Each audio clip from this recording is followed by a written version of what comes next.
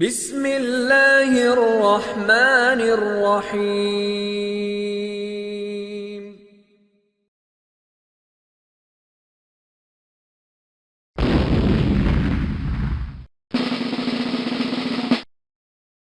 अस्सलाम वालेकुम everyone, I hope so कि आप लोग सब खैरियत से होंगे।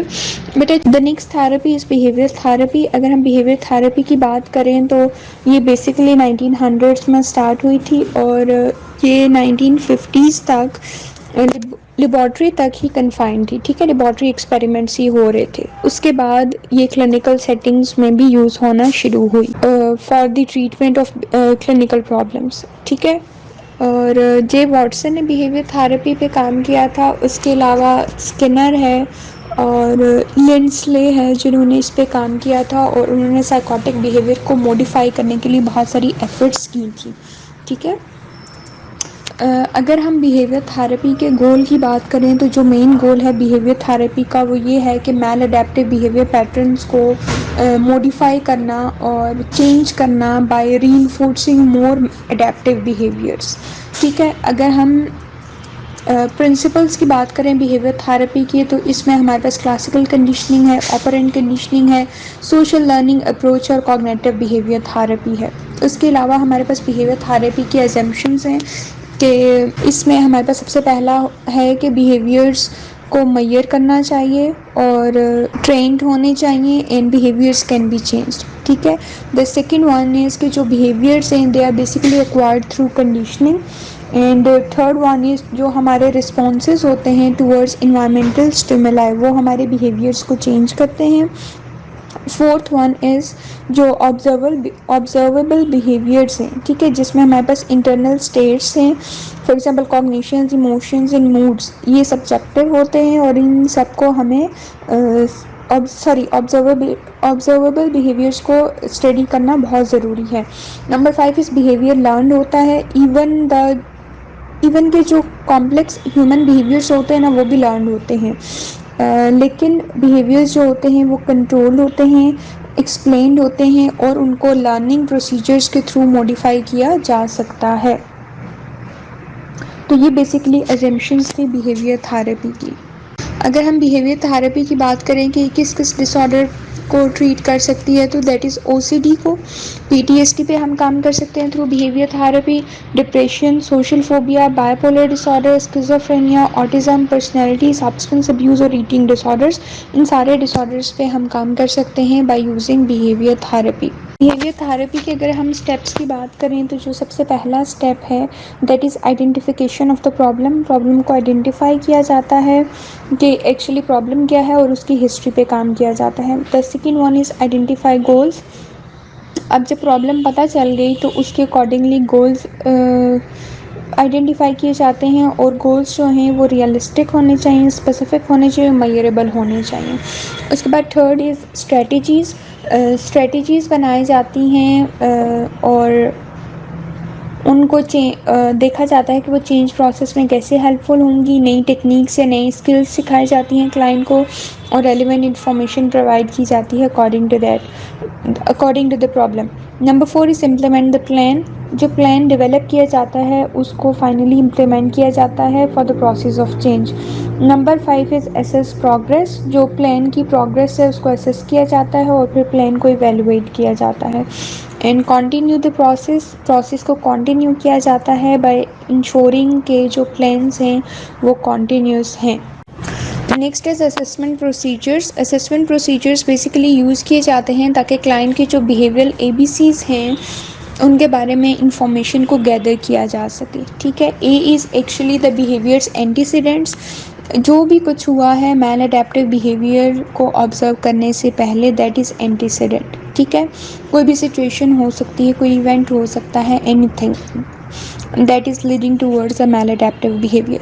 बी इज़ द बिहेवियर कि जो क्लाइंट की प्रॉब्लम है उसको बेसिकली बिहेवियरल टर्म्स में डिफ़ाइन किया जाता है। फॉर एग्जांपल एंगर प्रॉब्लम को हम यूँ रेफ़र कर सकते हैं कि येलिंग और स्वेयरिंग 6 टाइम्स अ डे या फिर पंचिंग अदर्स ट्वाइस डेली। ठीक है, और सी इज़ द बिहेवियर्स कॉन्सिक्वेंस कि जो भी कुछ मैल अडेप्टिव बिहेवियर की अकरेंस के बाद होता है that is actually the consequence. ठीक है। अच्छा, फॉर एग्ज़ाम्पल अगर एक बच्चा है, क्लाइंट है आपका, उसका डिस्ट्रप्टिव बिहेवियर है स्कूल में, ठीक है, वो क्लास को डिस्टर्ब कर रहा होता है, तो उसकी अगर हम ऑप्टिमल असेसमेंट प्रोसीजर की बात करें तो बेसिकली ये होता है कि स्कूल विज़िट किया जाए अनऑब्ट्रूसिवली, उस क्लाइंट को ऑब्ज़र्व किया जाए बहुत वेरियस टाइम्स में, ठीक है, दिन में, और डायरेक्ट ऑब्जर्वेशन के थ्रू जो बिहेवियर थेरेपिस्ट है वो डाटा गैदर कर सकता है और स्पेसिफिक पैटर्न्स को देख सकता है, ठीक है। और जो बच्चे की क्लास डिस्ट्रैक्शंस हैं उनको बेसिकली पर्टिकुलर स्टिमुलस से प्रोसीड किया जा सकता है। फॉर एग्ज़ाम्पल क्लास में रीडिंग असाइनमेंट्स दे के, या फिर जो थेरेपिस्ट है इस तरीके से पॉजिटिव रीइंफोर्समेंट के थ्रू भी बहुत सारी इंफॉर्मेशन ऑब्टेन कर सकता है। फॉर एग्ज़ाम्पल क्लासमेट्स की तरफ से और टीचर की तरफ से अगर उस बच्चे को अटेंशन मिल जाए जैसे ही डिस्ट्रप्टिव क्लासरूम एक्टिविटीज़ हुई हैं उनके फ़ौरन बाद, तो इस तरीके से भी काम किया जा सकता है, ठीक है। अगर हम डायरेक्ट बिहेवियरल ऑब्जर्वेशन की बात करें तो ये इनएफिशिएंट होती है बहुत सारे रीजंस की वजह से। फॉर एग्ज़ाम्पल अगर हम रीजंस की बात करें तो फर्स्टली ये होता है कि जो बहुत सारे थेरेपिस्ट होते हैं उनको बहुत ज़्यादा टाइम रिक्वायर होता है क्लाइंट्स को नेचुरल सेटिंग में ऑब्ज़र्व करने के लिए, ठीक। सेकंड क्या होता है कि जो बहुत सारे क्लाइंट्स होते हैं वो ऑब्जेक्ट करते हैं, उन्हें ऑब्जेक्शन होता है कि थेरेपिस्ट उनके घर या वर्क प्लेस पे ना जाए, ठीक है, उस पे वो ऑब्जेक्शन करते हैं, तो फॉर्मल ऑब्जर्वेशन के लिए वो एग्री नहीं होते। थर्ड इसके जो क्लाइंट है वो एग्री होता है विद द थेरेपिस्ट के वो एक ऑब्जर्वेशन परफॉर्म करें, और जो थेरेपिस्ट की प्रेजेंस है वो अनअवॉइडेबली ऑब्ट्रूसिव होनी चाहिए, ठीक है, और ये क्लाइंट के बिहेवियर को इन्फ्लुएंस कर सकती है। जो थेरेपिस्ट ऑब्जर्वर है वो एक ऑब्जर्वर से ज़्यादा होता है, वो एक पार्टिसिपेंट भी बन सकता है क्लाइंट के इन्वायरमेंट में, ठीक है, जिसका मतलब होता है कि ऑब्जेक्टिव या जो नेचुरल ऑब्जर्वेशन है वो ऑब्टेन नहीं हो सकती है। तो जो बिहेवियर थेरेपिस्ट हैं वो यूजुअली डायरेक्ट बिहेवियरल ऑब्जर्वेशन को यूज़ नहीं करते, बल्कि इसके अलावा वो मेथड्स यूज़ करते हैं जो कि इनडायरेक्टली डेटा कलेक्शन प्रोसीजर्स में उनको हेल्प आउट कर सकें। बिहेवियर थेरेपी में बहुत सारी थेराप्यूटिक टेक्निक्स यूज़ की जाती हैं फॉर डिफरेंट क्लाइंट्स उनको ट्रीट करने के लिए, ठीक है। सबसे पहले जो है वो ऑपरेंट कंडीशनिंग। अगर हम ऑपरेंट कंडीशनिंग को डिफ़ाइन करें तो ये बेसिकली इसको हम इंस्ट्रूमेंटल कंडीशनिंग भी बोलते हैं, और ये एक एसोसिएशन है between the behaviour and consequences of the behaviour, ठीक है। और ऑपरेंट कंडीशनिंग को हम एम्प्लॉय करते हैं थ्रू पनिशमेंट और थ्रू रीइंफोर्समेंट, ठीक है, वो पॉजिटिव भी हो सकती है और नेगेटिव भी हो सकती है। यहाँ पे मैं आपको एक एग्जांपल देती हूँ कि बेसिकली जो हमारे पास डायरेक्ट एप्लीकेशन है ऑपरेंट कंडीशनिंग की, वो ये हमें बताती है ह्यूमन प्रॉब्लम्स बेसिकली क्लाइंट्स के फिजिकल और सोशल इन्वायरमेंट की बेसिस पे अकर होती हैं, ठीक है। अगर हम यहाँ पे एग्जांपल लें तो पेरेंट्स थे 15, उनका बच्चा था 15 ईयर्स ओल्ड का, ठीक है, and they just wanted him to stop treating them disrespectfully, ठीक है। डिसरिस्पेक्ट को उन्होंने ख़त्म करना था जो बच्चे के बिहेवियर में थी, तो उसके लिए पेरेंट्स ने पॉजिटिव रीइंफोर्समेंट, पनिशमेंट, ये सारी चीज़ें यूज़ की, बट उसका कोई रिस्पॉन्स नहीं आया, ठीक है। ऑपरेंट कंडीशनिंग को भी उन्होंने यूज़ किया but not in appropriate way, उनको रिजल्ट्स नहीं मिले। तो फिर वहाँ पे जो बिहेवियर थेरेपिस्ट थे या बिहेवियर एनालिस्ट थे उन्होंने पेरेंट्स को कहा कि आप कुछ गोल्स सेट कर लें और फिर आप ये चीज़ इम्प्लीमेंट करें तो आपको रिजल्ट्स नज़र आएंगे, ठीक है। उसमें सबसे पहले जो गोल सेट किया गया था उसमें ये था कि they have to decrease profanity, यानी कि जो कस वर्ड्स यूज़ किए जाते हैं घर में घर वालों के लिए या दूसरे पेरेंट के लिए, उनको डिक्रीज़ या रिड्यूस कर दें। इसके अलावा है कि डिसरिस्पेक्टफुल जो गेस्चर्स होते हैं या नॉन वर्बल बिहेवियर्स होते हैं उनको डिक्रीज़ करें। For example rolling their eyes, या फिर कोई साइंस बनाते हैं या कोई फेशियल एक्सप्रेशंस ऐसे हैं जो वो बच्चे को दिखाते हैं, उनको रिड्यूस करें। द थर्ड वन वाज कि they have to decrease the critical comments about the parent, for example that you are stupid this family so lame, like this kind of things, ठीक है, जो हमें यूजुअली भी घरों में सुनने को मिल रहे होते हैं, उसको डिक्रीज़ करना था। In the fourth one is के जो बच्चे का स्माइलिंग बिहेवियर है उसको इंक्रीज़ करें। पेरेंट्स की तरफ कॉम्प्लीमेंट्स जाने चाहिए, यंग सिबलिंग्स की तरफ से कॉम्प्लीमेंट्स जाने चाहिए, और पेरेंट्स की सजेशंस और एडवाइस जानी चाहिए। इन सब चीज़ों को इंक्रीज़ होना चाहिए, ठीक है। एक ये चीज़ें सेट की गई थी ताकि टारगेट बिहेवियर्स को ऑपरेशनलाइज किया जा सके और बिहेवियर ऑब्जेक्टिव्स को आइडेंटिफाई किया जा सके, ठीक है। इन गोल्स के थ्रू बच्चे का जो बिहेवियर है उसको इम्प्रूव किया जा सकता था। द नेक्स्ट टेक्निक जो कि ऑपरेंट कंडीशनिंग में यूज़ की गई थी और बहुत ज़्यादा एजुकेशनल और इंस्टीट्यूशनल सेटिंग्स में यूज़ की जाती है, that is basically token economy, ठीक है। टोकन इकोनॉमी जो है बेसिकली ये पेशेंट्स के साथ या फिर स्टूडेंट्स के साथ यूज़ की जाती है, और इसमें बेसिकली स्टूडेंट्स को या पेशेंट्स को पॉइंट्स या पॉकेट चिप्स दिए जाते हैं जिनको हम सिंबॉलिक रिवॉर्ड्स कहते हैं, जो कि उन्हें हेल्प आउट करते हैं कि वो इंगेज कर सकें खुद को पॉजिटिव और डिज़ायरेबल बिहेवियर्स में। और इन टोकन्स को फिर एज अ मनी भी यूज़ किया जा सकता है टू ऑब्टेन द गुड्स, जिसमें फूड हो सकता है, टॉयज़ हो सकते हैं, या फिर प्रिविलेजेस जिसमें कंप्यूटर टाइम या रिक्रिएशनल टाइम भी हो सकता है। तो ये पेशेंट्स, साइकोटिक पेशेंट्स और स्टूडेंट्स के साथ यूज़ की जा सकती है टेक्निक। अच्छा, टोकन इकोनॉमीज़ को क्रिटिसाइज़ किया गया था कि दे आर बेसिकली कोअर्सिव और लास्टिंग इफ़ेक्ट्स प्रोवाइड नहीं करती हैं, जो कि आउटसाइड द इंस्टीट्यूशन जिनको हम जनरलाइज नहीं कर सकते, ठीक है।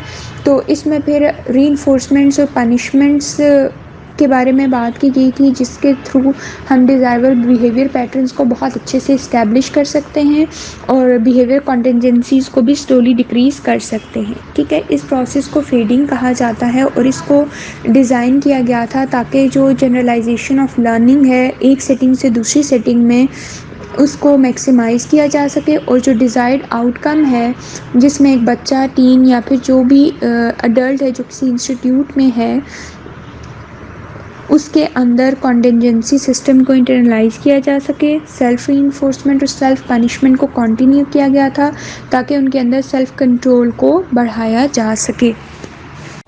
The next technique is punishment और अवर्सिव कंडीशनिंग, ठीक है। ये बेसिकली यूज़ की जाती है to reduce undesirable and maladaptive behaviours, और इसको इम्प्लाई किया जाता है for smoking cessation, repetitive self interest behaviours, alcohol abuse और substance dependency and sexual deviation, ठीक है। इन सब के लिए यूज़ किया जाता है। अगर हम पनिशमेंट की बात करें तो ये तब इफ़ेक्टिव हो सकती है जब कुछ कंडीशंस को फॉलो किया जाए, ठीक है। It should be immediate means के अगर आप पनिशमेंट को डिले करोगे तो it will increase the anxiety और लर्निंग डिक्रीज़ हो जाएगी, ठीक। पनिशमेंट शुड बी इंटेंस, यानी कि इंटेंस होनी चाहिए जिसकी वजह से पनिशमेंट बहुत ज़्यादा इफ़ेक्टिव होती है। Next one is salient, means के इंडिविजुअली डिफाइंड होनी चाहिए पनिशमेंट। उसके अलावा इसको अर्ली बिहेवियर चेंज में अर्लियर लेवल पे डिलीवर्ड होना चाहिए बिफोर द प्रॉब्लम इंटेंसिफाई, ठीक। उसके बाद नेक्स्ट है कि जो पनिशमेंट है इसको कॉन्टीन्यूस स्केड्यूल पे डिलीवर होना चाहिए। अगर हमेशा पनिशमेंट नहीं दी जाएगी तो बिहेवियर जो आप एलिमिनेट करना चाह रहे होते हो वो इंटरमिटेंटली रिवॉर्डेड हो जाएगा, वो फिर एलिमिनेट नहीं होगा, ठीक है। बहुत मुश्किल हो जाएगी उस बिहेवियर को एलिमिनेट करने में। उसके अलावा जो पनिशमेंट है it should be provided across all stimulus situations, और पनिशमेंट जो है वो सिंपली अवॉइडेड होनी चाहिए या फिर सारे स्टिमुलस सिचुएशंस पे अप्लाई होनी चाहिए। उसके अलावा पनिशमेंट को काम मैनर में डिलीवर होना चाहिए ताकि जो रेसिपिएंट है वो पनिशर्स के एंगर की तरफ रिएक्ट ना करे। उसके अलावा जो पनिशमेंट है ये ऑल्टरनेटिव अडेप्टिव बिहेवियर्स को ऑब्टेन करने के लिए भी यूज़ की जाती है ताकि जो रेसिपिएंट है वो क्लियरली लर्न कर सके डिज़ायरेबल बिहेवियर्स को।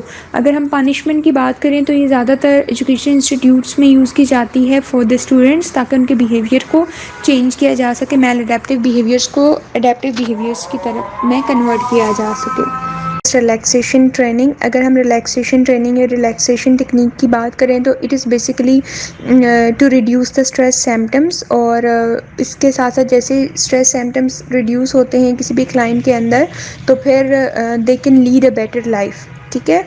और relaxation techniques basically peace of mind के लिए हेल्पफुल होती हैं, और इसके अलावा स्ट्रेस के जितने भी माइंड में इफ़ेक्ट्स होते हैं उनके लिए हेल्पफुल होती हैं। They basically help a person to cope up with everyday stress, और जो भी उनका हेल्थ रिलेटेड अगर स्ट्रेस होता है उसमें भी हेल्प आउट करती हैं, जिसमें हार्ट डिजीज़ आ सकती है, पेन हो सकता है, इस तरह की चीज़ें होती हैं, ठीक है।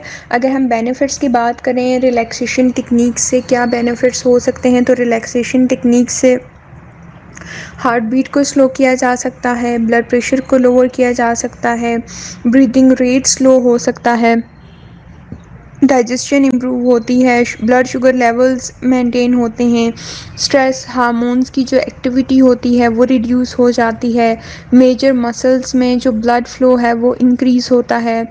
इसके अलावा मसल टेंशन क्रॉनिक पेन को रिड्यूस करती हैं, कंसंट्रेशन और मूड को इम्प्रूव करती हैं, स्लीप क्वालिटी को इम्प्रूव करती हैं, फटीग को लो करती हैं, एंगर और फ्रस्ट्रेशंस को रिड्यूस करती हैं, और कॉन्फिडेंस को बूस्ट अप करती हैं। और एक इंडिविजुअल का जब कॉन्फिडेंस लेवल बूस्ट अप हो जाता है तो he is better to cope up with the stressors, he is better to handle the problems. तो ये सारी चीज़ें होती हैं, ठीक है। अगर हम रिलैक्सेशन टेक्निक्स को यूज़ करें along with the positive coping methods, ठीक है। पॉजिटिव कोपिंग मेथड्स के साथ अगर हम रिलैक्सेशन टेक्निक्स को यूज़ करते हैं, for example if a client start thinking positively, तो उसके finding humour, problem solving, managing time, exercising, getting enough sleep, तो ये सारी चीज़ें हेल्प आउट करती हैं क्लाइंट को along with the support of the family and friends के वो कोप अप कर सके। अगर हम रिलैक्सेशन टेक्निक्स के टाइप्स की बात करें तो रिलैक्सेशन टेक्निक्स बहुत टाइप की होती हैं। सबसे पहली जो रिलैक्सेशन टेक्निक हम अपने क्लाइंट को बता रहे होते हैं टू गेट रिलैक्स हिमसेल्फ और हर सेल्फ, वो होती है डीप ब्रीदिंग, ठीक है। डीप ब्रीदिंग में हम डीप ब्रेथ्स के बारे में क्लाइंट को बताते हैं, तो उससे रिलैक्सेशन उनकी होती है। डीप ब्रीदिंग के बाद जो नेक्स्ट हमारे पास बहुत इंपॉर्टेंट रिलैक्सेशन टेक्निक जो यूज़ की जाती है that is progressive muscle relaxation technique, ठीक है। इसमें भी मेजर जो फोकस होता है टेंशन को स्लो डाउन करना, और हर जो मसल है क्लाइंट का उसको रिलैक्स करने के लिए हेल्पफुल होती है, ठीक है। और फिज़िकल सेंसेशन से भी अवेयर हो जाता है आपका क्लाइंट। और जो रिलैक्सेशन है मसल्स की, वो टोज़ से आप स्टार्ट कर सकते हो और नेक और हेड तक जा सकते हो, ठीक है। और इसी तरीके से नेक या हेड से स्टार्ट कर सकते हो, टोज़ तक जा सकते हो। इसमें बेसिकली मसल्स को टेंशन दी जाती है, टेंस किया जाता है 5 सेकंड्स के लिए, और फिर 30 सेकंड्स के लिए वो रिलैक्स हो जाते हैं, ठीक है। और इसी तरीके से ये प्रोसीजर रिपीट किया जाता है for every muscle of the body. Head से भी, जैसे मैंने बताया, हेड से भी स्टार्ट हो सकता है और टो तक जा सकता है, और टो से भी स्टार्ट हो सकता है, हेड तक जा सकता है, ठीक। इसके अलावा एक और हमारे पास रिलैक्सेशन टेक्निक है दैट इज़ ऑटोजेनिक रिलैक्सेशन। अगर हम ऑटोजेनिक की बात करें तो autogenic means something that comes with in you, ठीक है। तो इस टेक्निक में बेसिकली क्या होता है कि विजुअल इमेजरी को यूज़ किया जाता है और बॉडी अवेयरनेस को यूज़ किया जाता है स्ट्रेस को रिड्यूस करने के लिए, कोप अप करने के लिए। रिपीटेड वर्ड्स या सजेशंस बताई जाती हैं क्लाइंट को कि वो अपने माइंड में वर्ड्स को रिपीट करें या कोई भी सजेशंस दें खुद को जो कि उनको रिलैक्स करेंगी और उनकी मसल टेंशन को रिड्यूस करेंगी। फॉर एग्ज़ाम्पल एक पीसफुल सेटिंग को इमेजिन कर लें और फोकस करें कि you have the controlled, you are relaxing breathing, you have the relaxed breathing, heart beat slow हो रही है, फीलिंग डिफरेंट सेंसेशंस, जिसमें रिलैक्स हो रही है आपकी आर्म या आपकी लेग। तो इस तरह की चीज़ें ऑटोजेनिक रिलैक्सेशन में बताई जाती हैं, ठीक है। उसके बाद विजुअलाइजेशन एक टेक्निक है। विजुअलाइजेशन में ये होता है कि एक इंडिविजुअल या जो क्लाइंट होता है, वी जस्ट आस्क्ड हिम कि वो मेंटल इमेजेस बनाएं और उनकी मदद से विजुअल जर्नी के थ्रू पीसफुल या कामिंग सिचुएशंस या प्लेसेस पे जाएं, ठीक है। विजुअलाइजेशन का मतलब होता है टू व्यू समथिंग, ठीक है। तो इसमें जो जितनी भी सेंसेस हैं उन सब को वो यूज़ कर सकते हैं, स्मेल को, साइट को, साउंड को, टच को, they can imagine relaxing at the ocean as well, they can imagine relaxing at a park as well, they can imagine relaxing sitting in a natural environment as well, कुछ भी imagine कर सकते हैं, ठीक है। तो उससे भी बहुत ज़्यादा रिलैक्स आपका क्लाइंट फील करता है। So this is all about relaxation training. The next is systematic desensitisation. अगर हम सिस्टमैटिक डिसेंसिटाइजेशन की बात करें तो सिस्टमैटिक डिसेंसिटाइजेशन में हम क्लासिकल कंडीशनिंग को यूज़ कर रहे होते हैं और ये थेरेपी बेसिकली वोल्फ ने दी थी 1950s में, ठीक है। इस थेरेपी की मदद से आप क्लाइंट को हेल्प कर सकते हो कि जो उनका फियर रिस्पॉन्स है फोबिया से रिलेटेड उसको रिमूव कर सकते हो और they can feel relax about the things, ठीक है। अगर वो किसी भी ऑब्जेक्टिव सिचुएशन के बारे में फोबिक हैं तो वो रिलैक्स फील करेंगे। इसमें बेसिकली जो मिनिमम सेशन है, यूजुअली सेशंस होते हैं 4 to 6 होते हैं, लेकिन अगर कोई क्लाइंट जो है वो स्वेयर फोबिया से गुज़र रहा है तो उसके सेशंस 10 to 12 होंगे, ठीक है। इसमें जो ट्रीटमेंट फेजेस होती हैं हमारे पास 3 होती हैं। फर्स्ट फेज़ में जो पेशेंट है उसको डीप मसल रिलैक्सेशन टेक्निक सिखाई जाती है या ब्रीदिंग एक्सरसाइजेस सिखाई जाती हैं ताकि वो अपने ब्रेथ पे या हार्ट बीट पे कंट्रोल हासिल कर सकें, मसल टेंशन उसकी कम हो जाए, तो इस तरीके से हेल्प करता है, ठीक है। फर्स्ट स्टेप में ये चीज़ होती है। सेकंड स्टेप की अगर हम बात करें तो सेकंड स्टेप में हम बेसिकली पेशेंट या क्लाइंट के अंदर एक फियर हायरार्की क्रिएट करते हैं जो कि उन स्टिमुलाई से स्टार्ट हो रही होती है जो कि लीस्ट एंशियस होते हैं और उन स्टिमुलाई की तरफ जा रही होती है इमेजेस की जो कि मोस्ट फियर प्रोवोकिंग इमेजेस होते हैं, ठीक है। इसमें कुछ स्टेप्स होते हैं, उन स्टेप्स के थ्रू आप पेशेंट को लेके जाते हो। फॉर एग्जांपल कोई एनिमल से फोबिक है तो सबसे पहले उसे कहोगे थिंक अबाउट दैट एनिमल, ठीक है। फिर उसके बाद आप उसकी पिक्चर दिखाओगे, पिक्चर दिखाने के बाद आप उसको रियल एक्सपोजर करोगे बट नॉट डायरेक्टली, इनडायरेक्टली किसी बॉक्स में डाल के या दूर से थोड़ा एक्सपोजर करवा दोगे, ठीक है। वीडियो के थ्रू भी एक्सपोजर करवा सकते हो। फिर उसके बाद उस एनिमल को या उस चीज़ को उसके करीब थोड़ा सा रख के जो उसके करीब की चीज़ें उन पर रख के करवा सकते हो। तो फिर जब उसका फियर ख़त्म होगा तो लास्ट स्टेज ये होती है कि डायरेक्ट एक्सपोजर फिर उस ऑब्जेक्ट का हो जाता है।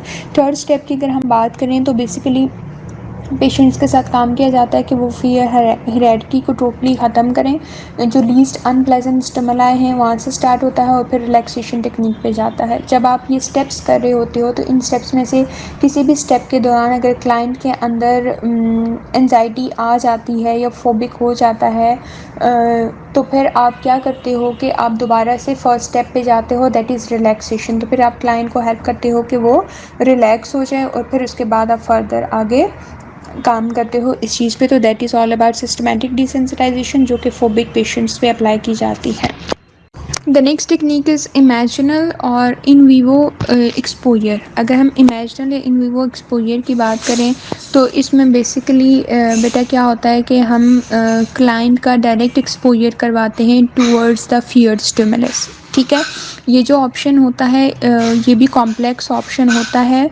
और फॉर एग्ज़ाम्पल अगर आपका क्लाइंट का कोई डेंटल फोबिया है तो आप उसको डायरेक्टली डेंटल ऑफिस ले जाते हो और उसको डायरेक्ट एक्सपोजर प्रोवाइड करते हो विद द डेंटल फोबिया, ठीक है। और इसमें क्या होता है कि अगर आप इसमें तो इतना कोई डेंजरस नहीं है अगर डेंटल वाले के पास आप लेके जा रहे हो, लेकिन अगर पीटीएसडी वालों के साथ अगर आप डायरेक्ट एक्सपोजर कर देते हो तो फिर वो जो साइट्स होती हैं, साउंड से जो स्मेल्स होते हैं, उनको जब वो एक्सपीरियंस करते हैं तो उनके लिए बहुत डिफ़िकल्ट और बहुत हैज़र्डियस भी हो सकता है। तो इट्स डेंजरस या फिर रिस्क टेकिंग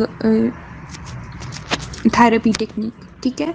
तो ये इसको एक्सपोज करवाने में बहुत सारे साइड इफ़ेक्ट्स भी हो सकते हैं। Next therapy is virtual reality exposure. Virtual reality exposure में हम बेसिकली क्या करते हैं कि real time computer graphics, body trekking devices, visual displace और जो दूसरे सेंसरी इनपुट डिवाइसेस होते हैं उनको इंटीग्रेट करते हैं, उनको इमर्स करते हैं पेशेंट्स को।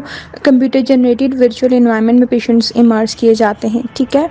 और इसमें बेसिकली क्या होता है, ये एंजाइटी डिसऑर्डर्स के लिए ही ये ट्रीटमेंट यूज़ किया जाता है और ये बेसिकली इफ़ेक्टिव होता है उन पार्टिसिपेंट्स के लिए जिनमें फ़ियर ऑफ हाइट या फ़ियर ऑफ फ्लाइंग मौजूद होता है, ठीक है। और उसके अलावा दूसरे फोबियाज़ के लिए भी ये यूज़ किया जा सकता है और as an alternative to vivo in vivo exposure भी ये यूज़ किया जाता है। नेक्स्ट है स्किल्स ट्रेनिंग। जो बिहेवियर थेरेपिस्ट होते हैं बेसिकली वो अपने क्लाइंट्स को स्किल्स भी सिखाते हैं जो कि उनमें लैकिंग होती है कुछ स्किल्स की। ठीक है, इसमें जो मेजर स्किल्स सिखाई जाती हैं क्लाइंट्स को that are basically assertiveness and other social behaviour. ठीक है, और उसके साथ साथ प्रॉब्लम सॉल्विंग भी है।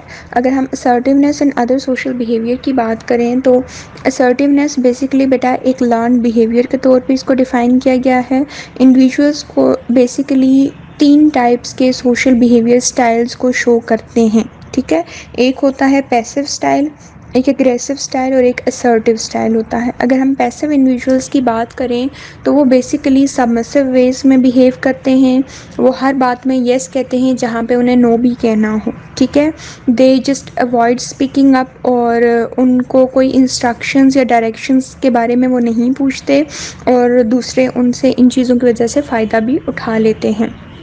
Next is aggressive individuals. जो एग्रेसिव इंडिविजुअल्स होते हैं वो दूसरों को डोमिनेट करते हैं और थ्रू थ्रेट्स या फिर थ्रू पावर वो कुछ भी हासिल कर लेते हैं। ठीक, and the third one is assertive individuals जो कि एक आइडियल टाइप है। ठीक है, ये इंडिविजुअल्स बोलते हैं, अपनी फीलिंग्स को एक्सप्रेस करते हैं, अपनी ज़रूरियात के बारे में बताते हैं विदाउट डोमिनेटिंग अदर्स।